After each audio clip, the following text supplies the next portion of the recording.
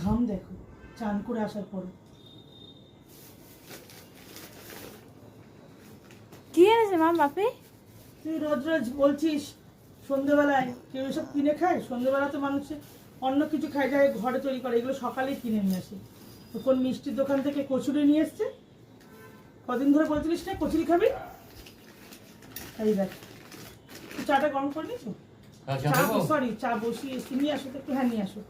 এই যে দেখো সবাই, সন্ধ্যেবেলায় আমাদের দোকানে, মিষ্টি দোকানে কচুরি কিনে আনা বাহ, খুব হয়েছে। ভালো কচুরিগুলো। হ্যাঁ এর মিষ্টি দোকানে। কোন দোকান থেকে গো এটা?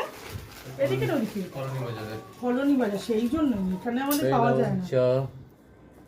থ্যাংক ইউ নিয়ে আসার জন্য। এইরকম বন্ধুরা চা চলে এসছে সন্ধ্যে রোজকার মতন, তোমাদের সাথে সন্ধ্যে গল্প করতে চলে আসি টিফিন নিয়ে।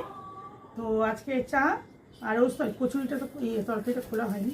বাবা এ খুব ঝাল হবে।